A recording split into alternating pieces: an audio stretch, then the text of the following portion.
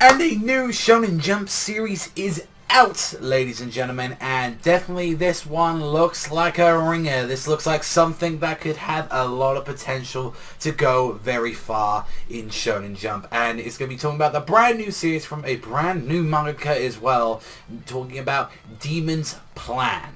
And why exactly you guys should definitely check and why exactly you guys should definitely check out the first chapter of this and possibly the entirety of this series. Now, you guys know me, I like talking about a lot of the first chapters coming out on Demon's Plan. I really do love the Jump Initiative start that they always do in Shonen Jump, and definitely this one caught my eye because it was like, okay, this is a new guy, have no idea honestly what the expectations coming into this. There's nothing, this is a very new guy that's probably only been an assistant for other people along the industry, and then this is his first new work, and this was generally surprising how much I really liked the first chapter. Now, I'd like to say that as well, like with how I've normally done my Jump Star thing, I've normally said, hey, this is a really solid chapter, or, you know, I don't know if this will do well, and a lot of the time I've been kind of mildly right with like, oh, this might go somewhere, or this might do something. Like, we had the amalgam of like Distortion like coming out recently, and currently I don't think that's doing too well. Like, ranking wise, we got Promised Neverland, that is fantastic and got consistently ongoing, and definitely a thing that's like probably one of the best things that are out right now in Shonen Jump. And sadly, from what it looks like, Red Sprite doesn't really seem to be doing like the insane like numbers, and doesn't seem to be doing too good in the ranking. So I don't know if honestly this might be a slight mild replacement for Red Sprite. I'm not too sure. Red Sprite is still in the magazine, but Red Sprite's not doing that high.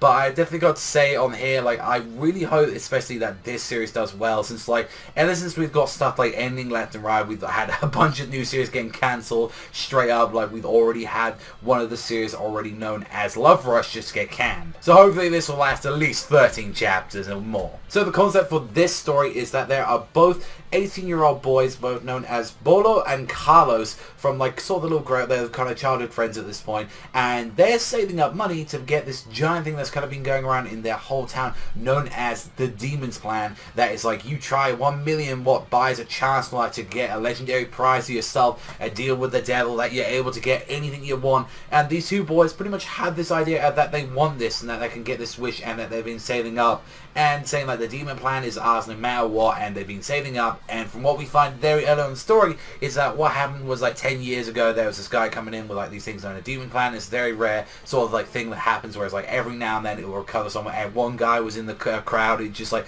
I want to try it, please, I want my legs back so I can walk again, I absolutely demand it. It's just like, and even though you saw some guys like, I still love Roma after all these years, I want to go and see her, but I need my legs, and he does it, and the hand grabs and he's like, I can walk again, and it's like, this is the power of like the Demon's Plan. It's like, go buy it, it's very rare, and it's like there's only a few of these boxes, and it's been 10 years since that, and another person hasn't been chosen since then. So we go to 10 years later, we see the two main characters, known Bolo and Carlos, who are there pretty much slave laboring at this point, where they're just doing physical labor jobs, just moving crates out of the ship. They're pretty much for the most part miserable, but keeping up their like hopes, saying like, we can keep doing this, we're gonna actually do it. And I kind of like the fact that like you got to see him and the rest of this crew, and they're yucking it up and they're drinking and enjoying, which I believe that these boys are around about like, they're around about 18. I think they're like young adults at this point. And it was like, yeah, we find out the story about them, where it's like, you know, he pretty much saved him from like a gang, where he was like, at that point in all that, we was just pretty much just like streets, we're on the streets and all that, we were pretty much rats at that point, where we just had to pickpocket anything, get all that. And basically what Bolo tried to like stick up for him, he actually got the scar on his face because of this. And what was even more scumbaggy is that Carlos was like, he's the one that made me do it, like, and it wasn't, he just stuck up to him, and he was already throwing it under the bus. And you know what, Bolo just stuck up to it. He said, yeah, I did it, yeah, so what? And then the only thing that he do is say, I got your back, kid. And there's a kind of really dark side of the story about this, where actually what Bolo was there for, and the fact that he had no future either, he was a slum rat, and that at that point he just wanted to kill himself. He didn't care what happened to him. He was like, I might as well just go out this way, I just don't care. And like, it was honestly thanks to the two of them, it's like he had a reason to live again, because he had to look after this kid. And the same thing is that they're pretty much like brothers at this point, and they finally save all the money to go and get the Demon's Plan and pretty much start off their dream, and they're so happy and they're crying. and some scumbag policeman comes through the front doors and you're under arrest. Suspects are robbing this like estate, and it's like, no, that wasn't us. Don't you see this? Like, money, does this look like it belongs to a wealthy man? Look at all like the dirty, grungy stuff and the little bills and change and all that. We're like, please, we've been saving this for years. And the guy like breaks it, and honestly, Carlos knocks him out, and he's like, we're gonna make a deal. I'm gonna give myself in, but you leave Bolo on the money. He's like, why would we do that? We want the money. And he fucking breaks a bottle, and he's just like, don't be greedy and all that. I might not be able to get all three of you, but I can take one of you guys. Breaks the bottle and like starts pointing him, and it's like, oh, you want to like wait quietly outside? That's a better offer you're gonna get. And I absolutely love that. It's just like, thank you after everything and all that, Bolo. You've made my dream come true. And he just goes out and finds out that his friend is going to be executed because of this. And the very sad truth is that Bolo goes after him, and Carlos actually finds out the guy who's actually been making the demon plans. He's like, here's a guy and all that. I don't bear a grudge and all that. However, though, to see if you're deemed truly worthy, how about you have one of these demon plans right there? Just get a test run. He's like, take it to your grave, maggot, because I just made it. These are fake. And they're like, they both just start laughing at him. I've been selling these for years and all that. They're fake, and I just hired an actor to sit in a wheelchair for me. That's all I ever did. And Carlos is just like, I'm gonna kill you all, you bastards, you piece of shit. How dare you? Like, he's just looking at the corrupt version of society here. And when Bolo arrives, he just sees carnage. He just sees the entire prison blown up. These guys just like, mutilated, and there's some mysterious like masked guy behind him, and turning out that he has the true demon's plan, which is sort of like a grimoire, sort of like a looking book kind of thing from what we saw from there. And it's like, this is the thing that Grant wishes. However, it actually does turn you into a demon, as we saw with Carlos, as he's able to like, the power to destroy was the thing that he wished for, as he was able to like produce like a bloody mist wings around his side, alongside with this really weird like sort of sword saber kind of thing. And he's like, I'm gonna make this like, you know, I'm gonna like, all I can do this, I'm doing this to you, man, all that, I'll protect you this time. It's different. I now have the power to like change this corrupt world. But Bolo's just like, I can't let you do that, Carlos, you know, that's wrong. So no, you know, nothing will change though if we just stay the way we are. And it's just like, no, I'm gonna change it. It's just, don't get up, Bolo. And even with him, it's like, when we was very interesting with the man in like the mask, he was like, yeah, you have no real dream to do anything. And somehow, regardless of what, Carlos was able to like, after everything, like he was able to activate that same thing with Bolo. Bolo finally activated it and making a gauntlet out of their own blood, and he just made this giant like, it kind of really reminds me of I believe it was like Asta in like space. I believe it was like Barrage it was known as. Like, I was really like enjoying that, like when I was thinking that, it really kind of reminded me a little bit, tiny bit of Barrage like at the start there, and I definitely feel that was the kind of theme that I was going for. And definitely I want to point out, gorgeous artwork.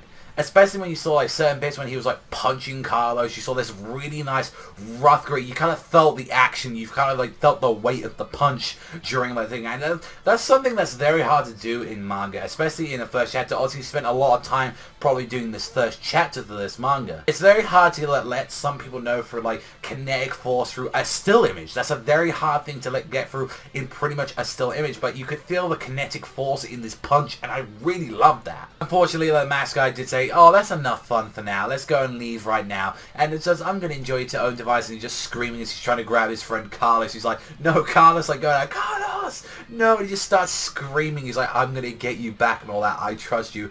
And I loved kind of like how the chapter ended, where it just called it Beyond Happily Ever After, where it's like, they're beyond like getting their dream at the moment, but we might be close. And I feel that's a nice little thing they could add. So like the series could like, it's seeming that the story is right now is that he wants to get his friend back using like these demon powers that he's got, and then it seems weird, like maybe we're going to be meeting some other people. And how it felt with the masked guy is definitely like the Millennium Earl from like, pretty much I'd like to say from the Grey Man. Makes deals to people, promise them power, promise that he'll give them that, but then it's a very tricked, messed up version of it, where it's like, I'm going to give you powers, like I'm going to like use all of this stuff. And funny enough that you saw as well at the end that they seem to have these brands on their like faces or their arms now. We saw Bolo, he has like this kind of crest on his like arm, like where we saw him there, like it was right side of his hand. And then with like what we saw with Carlos, he was able to like have this like kind of like crest mark on his eye. And that I actually did really enjoy the first chapter of this. Definitely I had to say the artwork was fantastic. Kind of like, really felt like you really felt the attachment between Bolo and Carlos, and I think a lot of people will say that the start of this was very slow. It did take a while, and especially I noticed that as well, like when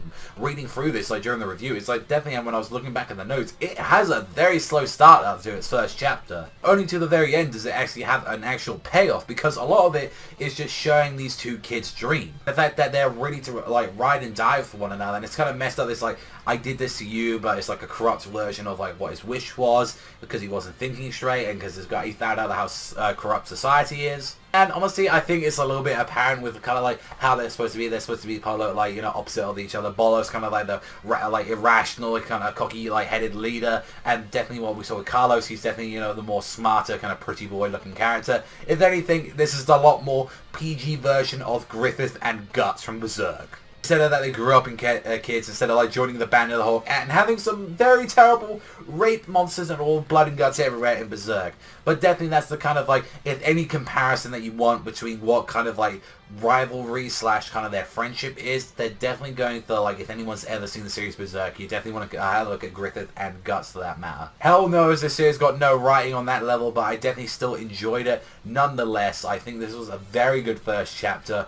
Shows potential. That's something that's very rare and all that, and I think like for what we've been hearing for a while about some of the Shonen Jump editors, that the reason why we haven't been seeing a lot of series coming out is mainly the fact is that a lot of them just haven't honestly been up to snuff. Like, we've seen stuff like Love Rush, like honestly, like I didn't really care. It was fucking middle of the road, and it did nothing special. It added nothing new flavor to it. And I feel like this was very interesting. It's like not adding much new to the table, but I think the fact that the way it was portraying itself, definitely its art style, is something special. And I really did just honestly like it gave a nice slow first chapter where it was like it was building up a good chunk of it, and honestly showing the relationship between Bolo and Carlos. I think that was a very important part. This first chapter is like, no, you got to entice the readers immediately. You got to give them everything. You got to give them action. You got to get like comedy. You got to give them all this stuff. And I feel like definitely what the guy was focusing on first is like, no, I kind of want to tell a story about two very close friends, brother-like friends, and definitely I want to like show that and see like how like kind of like it just falls down apart after like, their dream was completely crushed.